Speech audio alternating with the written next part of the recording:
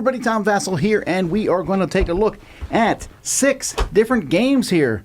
A really tiny one called 3 Dead Strangers to Bouba Kiki and Bad Baby Lich Lords. Some weird names. Let's take a look at them. We'll start from the smallest and go to the largest. Here we go. 3 Dead Strangers. Now, you got to admit that's a pretty good name. This is the pocket-sized card game of murder and betrayal. So, it's like any other game. Hey, the police showed up, someone's dead. In this case, 3 people are dead.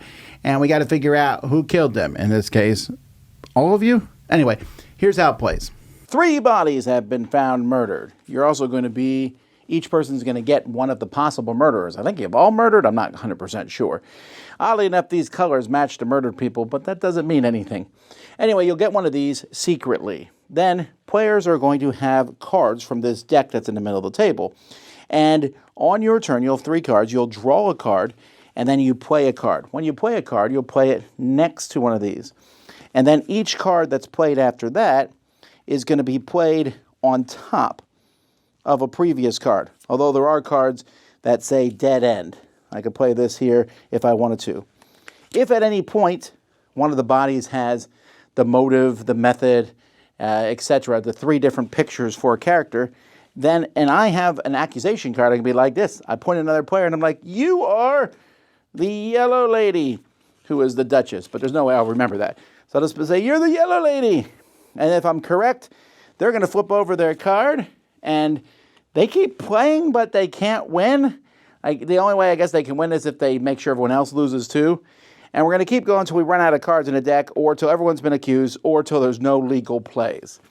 So that's kind of the game. You're just playing these in front of people. There are some weird rules like you may not play here next to the card. Oh, okay. Why? There's also double dead end cards. So, okay, you're not going to ever finish these off. I'm not 100% sure why all these cards are in the deck, but that is basically the game. There is some variations where you can play with scoring, so you get some points for accusing people. If you accuse someone and you're incorrect, we shuffle that accusation card back in the deck, and that's your whole turn. But also, that's not that negative. You might as well accuse someone when you can.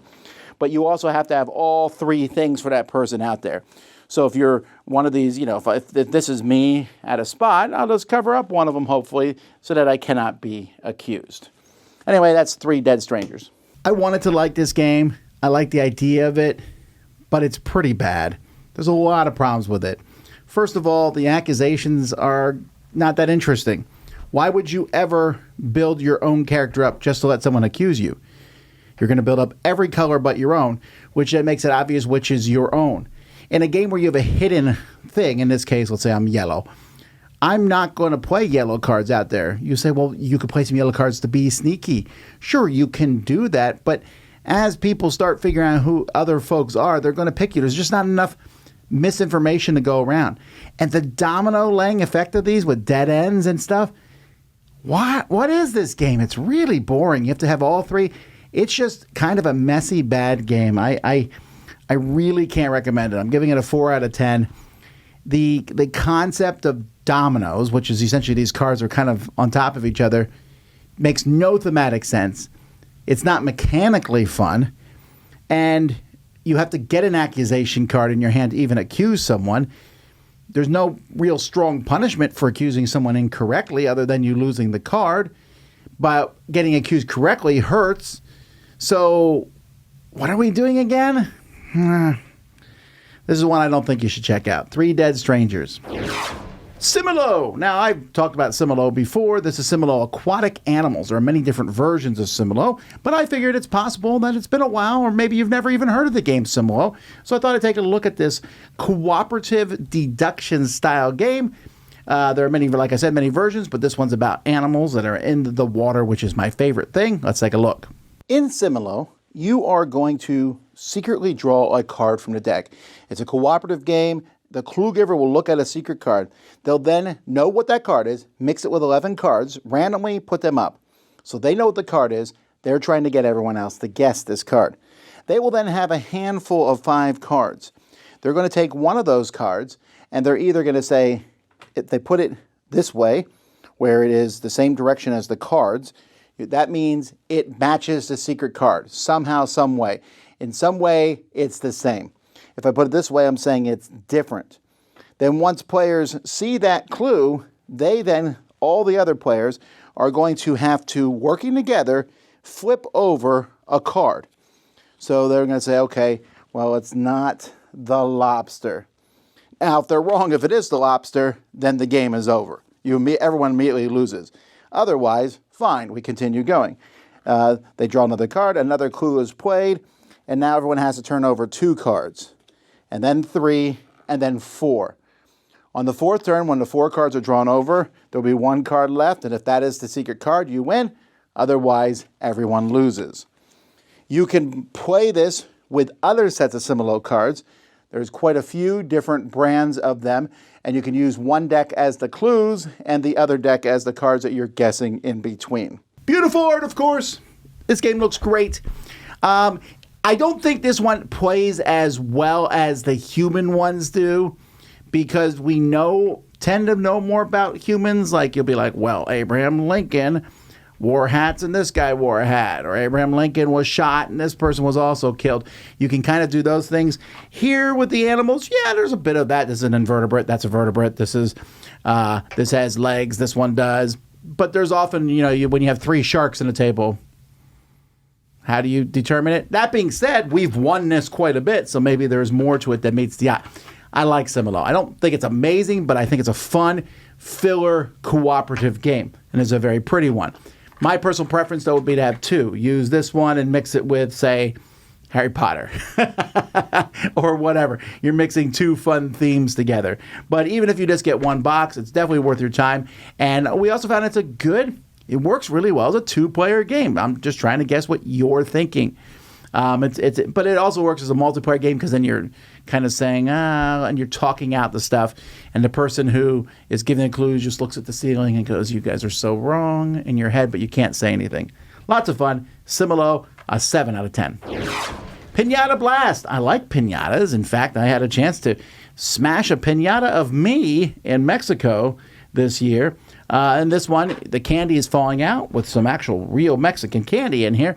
And then you are trying to grab it as fast as you can. Hey, nothing's more thematic than that. Let's see how it plays. Each player is going to draw a hand of 7 cards that are going to show various candies. And then one player has the piñata stick, and they are going to roll these dice in the middle of the table, all the dice. So once the dice are rolled, everyone is going to try to grab these dice. So what I will do is I'll play a card down in the middle of the table, then I will grab the matching die and put it on that card. You have to play the card first. If the die is no longer there, put the card back in your hand. And you're just trying to grab some stuff as much as you can. However, if the green die shows one of the candies that you're trying to grab, you cannot grab that one. That is just rotten candy. So if you do that, if your player collects candy showing a green die, that card will be discarded. You don't get to keep it, because cards are going to be worth 1 to 4 points on them. Now, at the end of a round, if nobody has run out of cards, everyone starts with 7, and I doubt that will happen on turn 1 or so, then everyone will draw an extra card from the deck, and you keep going. As soon as one person has run out of cards, then you'll add up all the points in the candy that you've collected, and whoever has the most points is the winner. Oof! Wow, I hate this game. I don't think I would like it regardless if it's just roll dice, play the card, grab the die, keep the card, except one die is bad. In fact, they tell you, don't use the green die and the points for a family game. Okay, well then there's nothing. There's a couple problems. One, we've seen this game a million times. How many games are there? Do something, I match, quick grab it. And I'm not even going to say that's necessarily a bad thing, but you know what makes this game bad? It's those point values. What on earth? Who thought that was a good idea? I have 4 cards in my hand that are worth 1 point each. I'm like, bum, bum, bum, bum, I got them, and you get 1 4-point card. You have the same score as me. It's so lucky. Every game of this, the winner has been the person who drew the highest point values. Even if they're not as fast as everyone else, they don't have to be. It's such a weird addition to this game. I just can't recommend it. I think this is not good at all. 3 out of 10, Piñata Blast. Eat some candy instead.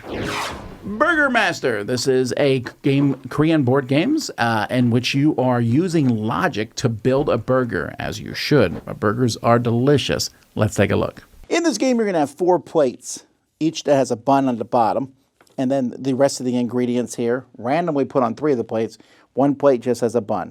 You decide if you're going to play with the easy burgers or with the hard burgers. And then you're going to flip over a burger. Now, as you flip over this burger, you are trying to figure out how many steps it will take you to do that burger. As soon as someone has a number of steps that it will take them to do the burger, they say it. So let's say, looking at this, I can do this burger in 3 steps. Now, once that happens, I'll flip a timer, and if anyone says less than 3, they can do it. So when you do steps, you can take a stack here. So I'll take this whole stack, and I'll move it over 1. Then I'll move this over here. That's my second one. And then my third one here. The timer's running while you have these steps, so you can't figure it out at the end. You have only so much time. And then I've made the burger that it's shown here. And because I made a burger, I get a fry. First person to get 5 fries is the winner of the game. So the things that you can do is you can move a stack. You can also flip a stack too as you're placing them out there. And you just got to figure out the fastest way to make all these delicious burgers. I think I'm kind of in the mood for a burger right now. That's how you play. So this game is a logic game and it has some similarities to things like Robo Rally or maybe more Ricochet Robots, in which in Ricochet Robots, you're bouncing robots around. You say, I can do it in 17 moves. Someone says, I can do it in 13. That's what this is. I can flip the burger in 5 moves. I can flip the burger in 4. But you only have so much time, and it's fast, and it's silly fun. It's a good mental exercise, if nothing else. Put it in front of some kids and say, figure out how to do it in the fewest amount of moves. I like that. The components are very cool. It looks like a little wooden burger. Almost looks like the toys that you buy your kids, those little wooden food toys that little kids like to play with. And so, yeah, it's a neat idea. It's going to probably run its course. You're not going to want to do it all the time, but I think it's a little enjoyable. So Burger Master, a 7 out of 10. Bouba Kiki. This is based on the idea. You see 2 pictures here. See the blue one with the rounded and this one with the jags. Which one's Bouba and which one's Kiki? You ask this to many people, and most people say the top one's Bouba and the bottom one's Kiki. Not everyone, of course, but most people do. So that's the concept of this game. The idea that we naturally are predisposed to pick pictures to match words because that's what it sounds like in our head. Let me show you. In the base game, you're going to put the check mark here and the X on 2 times the number of players. So in a 4-player game, it's at 8.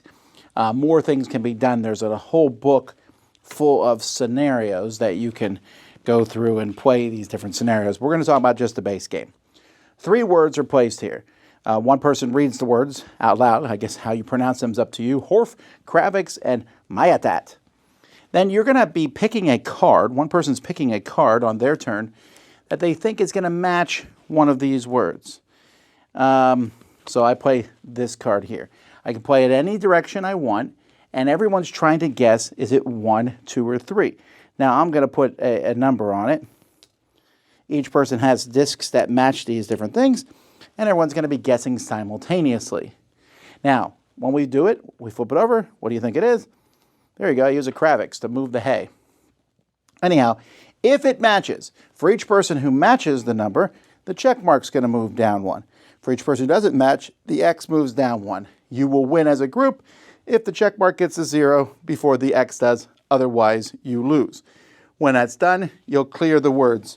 So you can see there's a huge pile of cards with lots and lots of different words, and then lots and lots of weird little doodles. Gotta catch 'em all. Anyhow, that's how you play the game. That's the base game. Then, like I said, there's a scenario book here with different targets in it. So you go play through these. There's a story no one's ever going to read. Here's 4 words. Before you could veto one of the words, you must pick a picture that's the worst fit for the target word. And that tells you how many hits you have, how many misses, what kind of voting, etc., etc. And you can play an expert mode where you will play with 4 cards rather than 3. You play on this side, and then players will have a numbers 1 to 4. That's how you play. I wish the pictures were a little more defined. Them all being stick drawings and everything. The word choices are good. Adu, alalulu, magacha, hujavaza. Sounds like stuff I make up on the fly. The pictures are fine.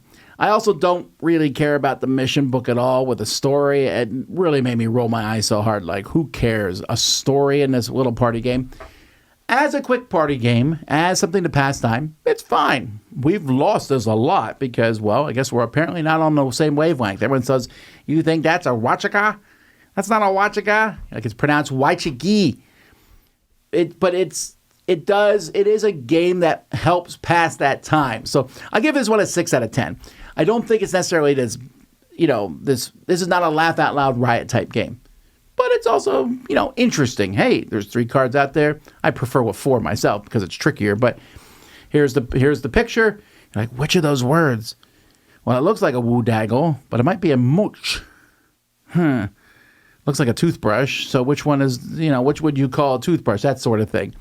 So this one may work for some people. Like I said, I played a time or 2, but for me, that's kind of enough. But you might be interested in it. That's Bouba Kiki. Bad Baby Lich Lords. Well, that's a name that makes it sound like a pretty terrible game. But what actually attracted this to me when it was on Kickstarter was that Richard Garfield said that he thought the game was pretty interesting. Richard Garfield, the guy who designed Magic the Gathering. So I was like, sure. And I got it, and I tried it. It's a 2 to 4 player game, but it is mostly a 2-player game. Let me show you. When playing Bad Baby Lich Lords, you are going to be picking 3 trays out of 4. By the way, they all stack in the box. You'll shuffle the decks that match each of these trays. The second player is going to draw a dad spell, which they'll keep in their hand, and then the game begins. So on your turn, you have 2 things that you can do: grab and raise or raise in place. Grab or raise means you take the top skeleton from any of the 3 stacks and you place it anywhere you want. You then flip it over and you do what it says in order. So this one here shows a shovel. That means dig. Move the top skeleton from this bone pile to this side of the realm. So now there's a skeleton here. And then cast says draw a spell and do it immediately. So I cast it says move any minion to an adjacent realm. Well, I guess they're back over here. Doesn't change sides. Now, why are we doing all this? I'm sorry, before I mention why we're doing all of it, the other action besides taking one of these out is you can take one that you already have out, a skeleton, and raise it again. This one digs another skeleton and attacks the skeleton. When you attack, you have strength equal to the number of icons. This one is 2 or 1. And when you attack another minion, you can turn them back into a skeleton. Now, you're doing all this because you are trying to meet the requirements on these cards. This one simply says have 3 minions. If I have 3 minions here on my turn, I'm going to take this card, which is worth 1 point, trying to get 5 points. This one needs 2 minions of 2 strength each. This one needs minions that have those exact icons and is worth 2 points. Sometimes it will have on them something that it can't have. So as you go through these, there might be one that says, for example, no minions with fighting on to score this point. And there's all different symbols. Each player has a crib sheet here that shows you what they do, where they're leaving and raising and drawing spells. Speaking of spells, you can use them on your turn. This one lets you fight, just flips a minion. But if I have 2 of them, it becomes a more powerful ability, and I can burn a minion where I throw it in the burn pile, which is simply this little plastic lid here, and these are cards that are essentially out of the game. I can dig, move the top card of any bone pile to either side of the same realm, or if I have 2 of these, move any minion from the burn pile to the realm skeleton side up.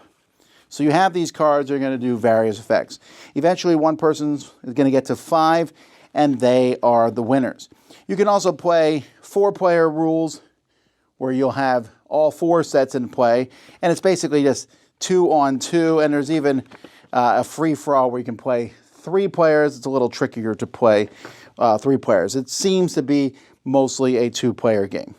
Quality in this game is fantastic. I love the skeleton on one side and the minion on the other side, and sometimes it's really funny, like the skeleton of a house. What does that look like? Well, now you know in this game. So that's fun. The symbols and everything, it plays so smoothly. You pick a minion. You have to get out of the mindset that when you pick a minion, it has to go in the one that it goes. You can put any of them. So you pick a minion, you put it out, you run through the stuff. The pink one, I showed you 3 colors. The pink one adds a level of complexity where often you can take control of an opponent's minion and run through that stuff, and there can be some really funky combos, but it's pretty simple. Boom, boom, boom. And it feels like the better player wins. There's definitely luck. The spell cards you draw, sometimes that minion you need is right on top of the pile, or it's not. I take the one on top, and the one you need is there. There's a bit of back and forth, a tug of war of sorts to get these cards in the middle. but the high production values work well. It's not a deep game, but I don't think anyone bought Bad Baby Lich Lords because they thought it was a deep game. But neither is it a dumb, stupid game, which I'm glad for. So this is another 7 out of 10 for me. I think this one is fine. I would love to see more. I would say this. It's a 7 with those base 3 colors. When you add the pink color in, it goes to 7.5. That just adds so much more flavor to the game. And perhaps the more I play it, the more I like it. Like I said, for me, it's a 2-player game. The 4 feels like two-player games. And the 3 is just kind of crazy randomness. I find the back and forth with 2 players. I played several games just back and forth, and they feel like they're usually on a knife's edge. And just following the symbols, it's simple. It flows very smoothly. The theme is funny. The components are good. Definitely check out Bad Baby Lich Lords. Well, there you go, folks. That is 6 different games. You might have different thoughts than me. Well, then let us know in the comments. Are these worth checking out or not? Until next time, though, I'm Tom Vasel. Thanks for watching The Dice Tower.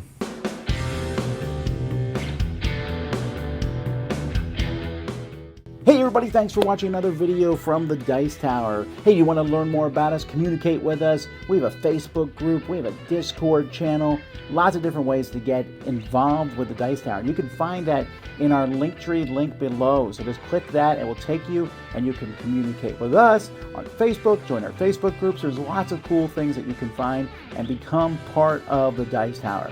Thanks so much for watching. I'm Tom Vasel.